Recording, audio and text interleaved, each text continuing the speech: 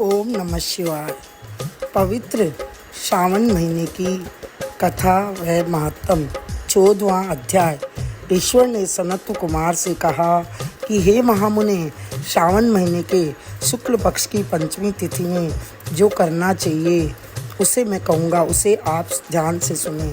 व्रत करने वाला एक बार चतुर्थी को भोजन कर पंचमी को नक्त व्रत कर सोने या चांदी का नाग निर्माण करे। काठ या मिट्टी की 5 फनों युक्त नाग देव की प्रतिमा बनाकर पंचमी के रोज भक्ति द्वारा अर्चन करे। दरवाजे के दोनों ओर गोबर से फण वाला सर्प बनाकर सविधि दधि तथा दूध से पूजा करे। करवीर, मालती, चमेली तथा चंपा के फूलों द्वारा रमणीय गंध, अक्षत, धूप और दीपक से पूजा करे। ब्राह्मणों को पवित्र घी के लड्डू और खीर का भोजन करा दे। अनंत, वासुकी, शेष, पद्मनाभ, कंबल, करकुटक, अश्व, धृतराष्ट्र, शंखपाल, कालिय तथा तक्षक इन नामों के कुलाधिप की हल्दी और चंदन से दीवार पर लिखे और नाग माता कद्रू को भी लिखकर फूल आदि से पूजा करे। ज्ञानीजन नाग देवों का पूजन कर भरपूर घी, चीनी सहित दूध पिलाकर उसी रोज लोहे की कढ़ाई में कोई चीज़ न बनावे। नैवेद्यार्थ भक्ति द्वारा गेहूँ दूध का पायस बनाकर भुना चना, धान का लावा, भुना हुआ जौ और नागों को दे और आप भी इन्हीं चीज़ों का भोजन करें।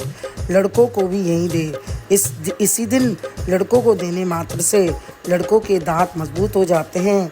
बाबी के नज़दीक गान, वाद आदि उत्सव करें।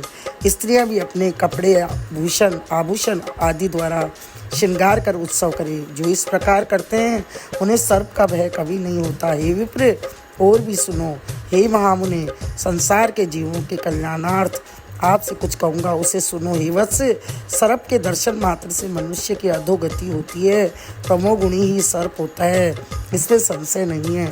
पूर्व विधि के द्वारा एक मुक्त आदि का नियम कर ब्राह्मणों के सहित प्रेम से नाग का निर्माण कर पूजा करे। इस तरह 12 महीने की शुक्ल पक्ष पंचमी के रोज व्रत करे। साल की समाप्ति पर शुक्ल पक्ष पंचमी के रोज फिर पूजा आदि करे।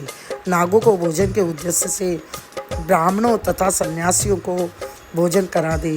जो प्राणी धन की कृपणता त्याग कर नाग पंचमी का व्रत तथा अर्चन करता है, उस प्राणी के हितार्थ सब नागों के स्वामी शेष एवं वासुकी नाग भगवान हरि से सदा शिव से हाथ जोड़े और प्रार्थना करते हैं। शेष और वासुकी की प्रार्थना द्वारा शिव और भगवान विष्णु प्रसन्न होकर उस जीव की सब मनोकामनाएं को परिपूर्ण करते हैं। वह जीव नाग लोक में अनेक तरह के भोगों को भोग कर बाद में वैकुंठ लोक या शोभायमान कैलाश में जाकर शिव या विष्णु का गण होकर परम आनंद का भागी हो जाता है। हे वत्स, आपसे मैंने नागों का यह नाग पंचमी व्रत कहा। अब और क्या श्रवण करने की अभिलाषा रखते हो उसे कहिए। बोलिए शंकर भगवान की जय।